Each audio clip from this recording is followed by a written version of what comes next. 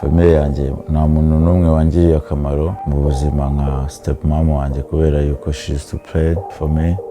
Kandi ikindi nyine yanyeretse urukundo nanjye nirwo sharinga kuri street. Mu magambo make ndamushimira cyane, ndamukunda. Biba ari ibintu bitangaje kubona muka data ari umuntu tubanye neza akaappreciatinga music zanjye. Ni byiza cyane, nanjye niwo mugisha natsindiye. Ubwo ngubwo niko nabivuga.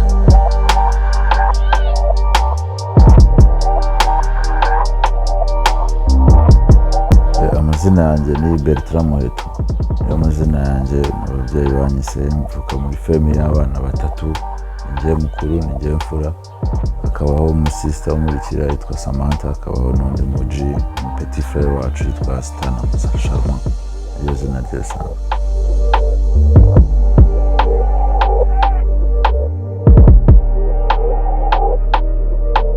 Bertrand ni umuntu usanzwe, n'umuntu nk'abandi. Navuga ko ari umuhanzi, icyo kintu banziho cyane. Ikindi nyuma yuko navutse muri family imeze gutyo, ni family navutsemo yo mu rukundo rwinshi cyane, niko narezwe.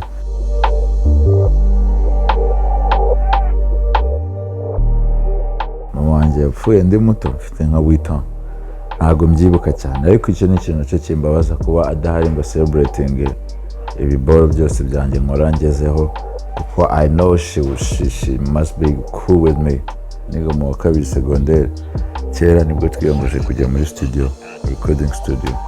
Noneho tugiye kujya muri studio, turaganira n'abandi bantu, dukomaza ibiceri, turakotiza kwa contribution y'amafaranga 5 tubona amafaranga yo kuzajya muri studio. Noneho tugiye kujya muri studio turatoroka. Ariko dutorotse igitekerezo cyari cyanjye cyane, numvaga ngewe mfite ambition yo gukora indirimbo byataye. Dutorotse rero biza kuba kesi ikomeye mu kigo, badutuma ababyeyi. Hanyuma ababyeyi baje, turi muri direction, turi kumwe n'umuheadmaster wacu icyo gihe. Baratubwira ngo tusobanure ukuntu ibintu byagenze. Njyewe ndababwira twagiye gukora indirimbo, mpita nitangura ndavuga ati ngiye kandi ndi umuhanzi nyarwanda. Icyo gihe papa wanjye yahise ankubita urushyi, avuga ngo uri umuhanzi kuva ryari. Ariko nari umwana byatari, nabyiyumvagamo yuko naba umuhanzi ukomeye w'umunyarwanda. Rero iyi ndirimbo twagiye gukora bari batubwiye gutyo, bagamije kudukosora, kudukubita muri rusange. Ariko njye mbabwiye ati ndi umuhanzi nyarwanda, bumva ibintu byanjye birakomeye.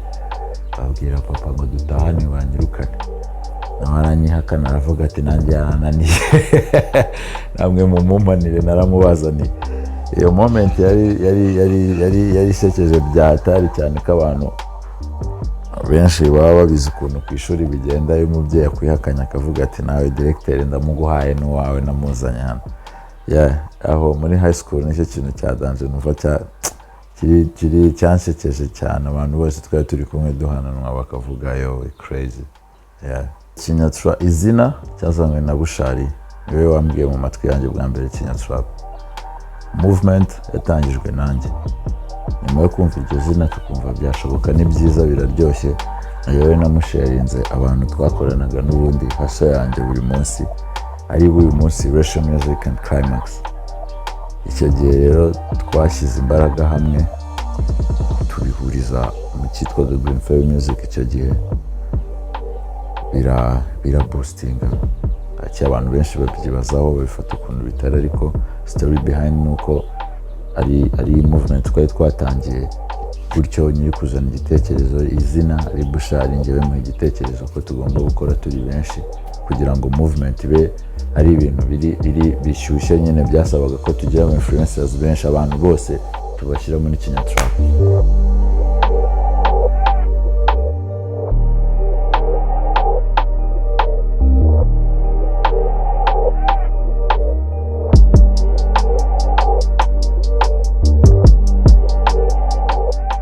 Kera namvaga ko music, nakuze nkunda football cyane kubera ko Vebare wanjye yari umucoach ku kigo nigagaho muri primaire. Ari umucoach mu buzima busanzwe, akunda football, sport muri rusange. Ariko njyewe muri secondaire mbona ntabwo football nzayishobora byataye. Natinyaga kugwa ngo imyenda yanjye yandure, ngende njye gufura. Numva ni ibintu birenze cyane. rero ngera muri secondaire nikundira basket ko nari mfiteho notion mvuka i Nyamirambo kujyaga njya kuri Rafiki gake nkakina njyayo gutyo. Nyuma yo gukunda basket rero naje kuza kugeraho ni introduce muri music, ariko bitewe n'ukuntu ahantu twigaga nari sharp cyane, nzi indirimbo nzifata mu mutwe, Lil Wayne songs najyaga nzumva nkaziprintinga nkazisoma lyrics nkabisobanukirwa, ngenda mba interested gutyo. I used to see P-Fla working in my hood, working some dope close, ubwo ngubwo nyine bikagenda ibyo bintu byose wumva gutyo ubibona hafi. I went to the studio nyiri nka 12 nibwo nagiye muri studio. Sinigeze nkora indirimbo uwo munsi, ariko nabonaga studio vibes ukuntu bigenda. Nkiri umupeti nk'ukuntu nabikubwiye numvaga nzaba umukino, nabyibeshye nari kuzaba umustar byari byose bishoboke ko, kubera ko nyiri n'umupeti numvaga niyo naba umukinnyi ukomeye byatari bitazavamo. No mu rugo barabizi ntabwo bigeze bankatira cyane kugira ngo ibyo bintu mbikore, kuko n'ubundi kera I used to sing in front of my cousins and grandma mu rugo.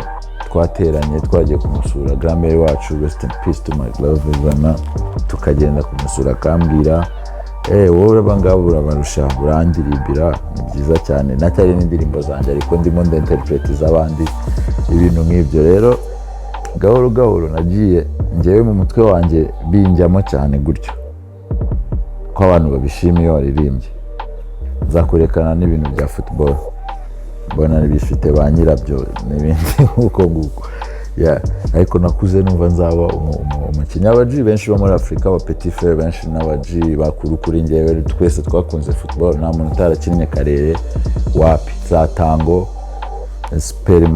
Supermatch niko wahitaga, simbizi. Izo zose umuntu yabaga abizi kuko yari ibintu byo mu rugo, ibintu wakuriyemo nyine ubona gutyo gusa. Ariko wakura wajya mu myaka nko muri 13 ngewe nibwo nabonaga football atari ibintu byanjye rwose kabisa. Uyu munsi iyo nza kugira amahirwe yo kuba nyina, nari kuba ntabwo nyikurikirana football byatari, ariko nakubwiye ngo papa wanjye arabikurikirana. Nari kuba ndi umukinnyi witwa Muhajiri ni murumuna wa Aruna, n'abaji w'igisenge, ariko abakinnyi beza byatari n'imyanya akina mu kibuga.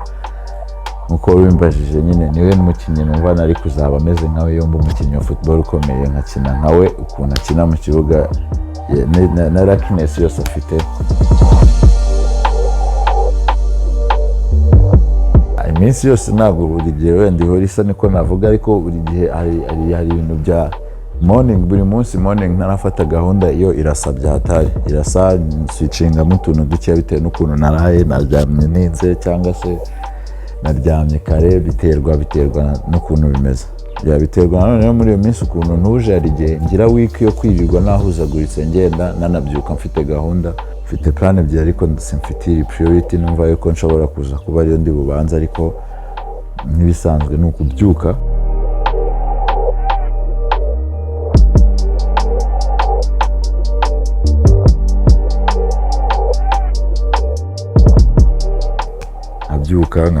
nkabyuka nkoga ngakaraba, nkashaka koga umubiri cyangwa se nkanakaraba passport kugira ngo mbe ndi fresh muri gitondo, mbere ko mfata indi gahunda.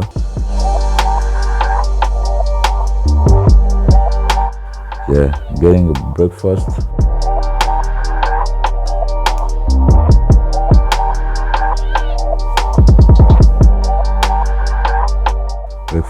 Kenshi ngewe mbyuka kuko ndara nikoze, mbyuka nshonje byatari. Icyo gihe rero iyo muri fridge nta kintu kirimo, it happens ko ntabwo twanihagira ikintu kiba kirimo, no mu DJ byose twese twabigozwe. Hari iminsi njya muri studio, iminsi 3 mu cyumweru ngomba kujya muri studio, ni itegeko, niko kazi kanjye nkora.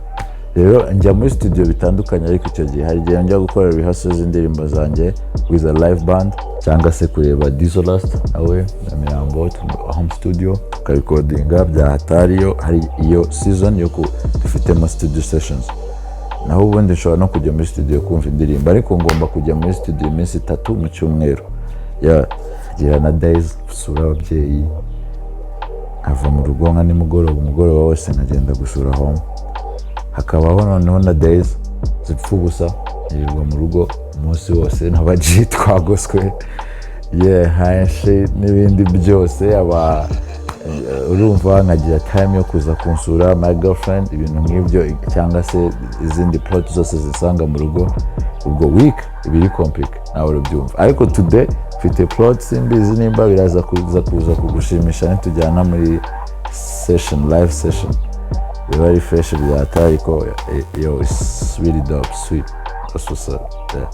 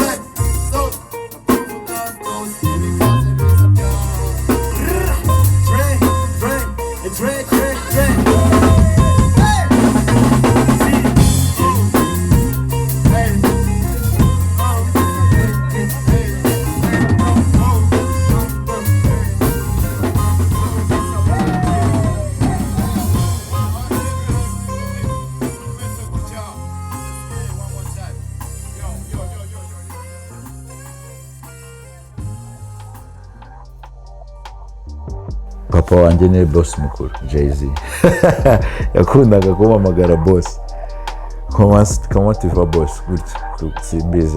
That's how I felt. Yeah, he raised me as a boss. Funniest moment ya mbere nari ndi kumwe n'aba-G bose Bush and Slow muri Expo y'umwaka wa Embari 2019 cyangwa se 2018 ubanza ari Expo simbizi. Twari turi kuri stand ya Skol twaperforminzeyo, ntabwo byari binini cyane, ariko hari abantu bakomeretse abandi bajyanwa mu bitaro. Baraza kuza kutwandikira email yuko yo performance yatumye abantu bamwe baraba ambulance iraza barabatwara. Ubundi akenshi iyo ndi kuri guperforminga kubera ukuntu ibintu bigenda bikura, hari umunsi ndi kuri stage numva kubera ukuntu nishimye Imana yanjyana mu ijuru, mpfuye n'ukuntu ni feelinga nabangiye mu ijuru. Ibintu rero biri big byatari kubivuga emotions umuntu agira iyo abonye abantu bamushyigikiye bangana gutyo man ntago bibaho kabisa ntago izo feelings nanjye nabura ukuntu nabura urwego nzivugamo kabisa nize yo kuvugisha ukuri cyane birengereye ariko birambangamira byatari nanjye niko narezwe muzambabarire ntabwo nanjye narezwe babona ikintu kiri gupfa ngo bambwire ngo ça marche no drugs na hip hop n'ahantu bihuriye cyane ko ngiye mbayeho nk'umuhanzi wa R&B ntabwo ibintu bya hip hop n'ibindi ngende umu artist and musician byahatari everything can help me I used to byahatari kabisa noneho ikindi kintu navuga iyo uvuze ngo story ya hip hop ijyanye na drugs hari igihe kubera yuko hip hop igira aba influencers benshi kandi hip hop irimo n'ukuri kwenshi simbizi ukuntu hari ukuntu actinga nyine nk'umurapa bakavuga ngo hari ikintu cyabimuteye niyo mpamvu bagira gutya bakabigereranya na drugs ariko ubundi mu buzima busanzwe aba artist ni bamwe ku isi yose ushobora kuba utari n'umurapa ukoresha izo drugs ntabwo ndi umuhanzi international cyane bageze abroad ariko mu Rwanda nabwo ndi young byatari ntabwo nzi ibintu byinshi cyane muri music industry byari kukinshimisha ni nkaho navuga ngo ndi urugero rwiza rw'uko umuziki wacu wateye imbere ko abanyarwanda banzi ndi dope mfite ibintu mu mutwe ngomba kubaha bakaba bari tayari kubyakira ni ibyo kabisa n'undi wese apana umeze nkanjye ushobora kuvuga ngo umeze nkawe bakavuga ngo ukwiganaho n'undi wese uri dope ku rwego tuba turiho hari aba artist benshi si ngombwa ko mba mentioninga bari new ubu ari nabyo bavugaga ngo ngereranyije n'umuziki wa kera bo bakoze research bagendeye no ku mateka y'abandi ba grand frère bacu n'ibindi n'ubundi nibyo dukora seriously ubu rero navuga ngo umuziki wacu warateye imbere cyane kubera yuko natwe batumenye n'iterambere urumva Rasho Music turaba artist benshi byatari njyewe niyo I'm representer ubwo ikintu navuga rero buri mu artist I supposed to releasing album next year turi gushutinga na video zayo nyinshi muri zo bazazibona mu minsi iri imbere hataraca mu kwezi album iri hanze ikindi rero cya danje abantu bagomba kwitegura kuza korana nabo live sessions live TV shows mu minsi iri imbere abafana turakundana byatari nta muntu ndusha kubakunda ntibazibeshye ngo barankunda music yanjye n'ibiki ahubwo ngiye noneho ndabakunda nkanarenzaho kuba agaciro kuko baba bankunze nta kintu ndicyo inspiration zanjye hano ufite iyi tattoo iri ifite yitwa Booth ifite microphone na shit ndi kumwe n'ama écouteurs yayo hanyuma hano hakaba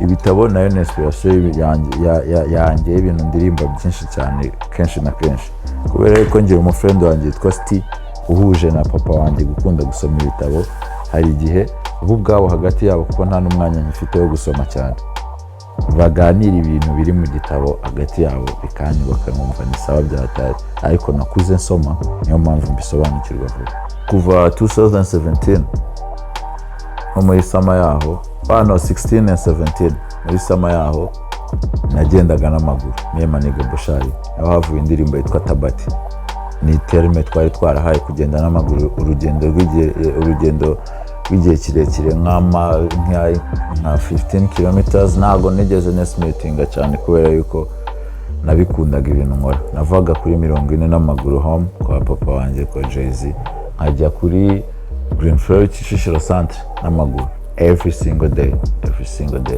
haje kuva album yitwa Nyamirambo turayipushinga muri 2018 we grind 19 birahinduka byose nyine struggle zari zirimo aho ngaho ni nko kubona umuntu waje kumureba n'amaguru akaguca amazi kubaganaga byatari nyira agapeti cyane DJ Bar yaguze akabati ka televiziyo arakazana mu rugo akamanika agashyira ahantu apana akamanika aragatereka ko kari karekare nza kuza nakurira nta muntu wabimenye ari saa sita mbyutse ndi gukubagana ariko ngeze hejuru mbona ni so bandarize ndize rero umusaza ahita nkubita igihano cyo kuhangumisha none hari ndi no kubareba hose mu rugo amara nk'isaha nahise ncika ku bintu byo gukubagana ibintu birenze naravuze kabisa ngaha ni insazi kuko ntabwo Vieux Bar wangegeza nkubita wapi icyo gihe yahitaga nyandikisha nk'akabaruwa ndi umwana akambwira ati andika ko ari wuriye akabati gutaha ntabwo uzandika, bigatuma ngenda gake agashira nk'umwaka akabyibagirwa. Nanditse ama apology letter big time byatari cyane kabisa. Ubundi inama nangira urubyiruko ni muri rusange ni kugerageza kuba independent, ariko it comes by the time. Nyine ura progressinga ukagerageza kuba wowe, ukanagerageza igihe ukanifuza igihe uzaba uri boss wawe ku giti cyawe. Ibyo ni message nziza kuko ibintu ukora ntabwo bisaza icyo gihe wowe ubibona, nta muntu uri bukuvangire ngo uyu arampangira ibi n'undi apangira ibi. Being independent, that's the only message. Baby yo, what's good? Fresh. Chiri gute baby, sawa byatari? Babe, chiri gute. Umva. Interview bambwiye ngo ni gute nereta mu buzima busanzwe. So I decided to call you. Ngo ni gute mbayeho n'umu girlfriend wanjye, ni gute nereta kandi ndi umu rapper. Umva, I missed you. Ni kintu nakubwira. I was not ready to call you ariko ndagukumbuye. That's all, sibyo? So I gotta call you back, right? So, yeah, let me finish my stuff. Say, baby, I love you.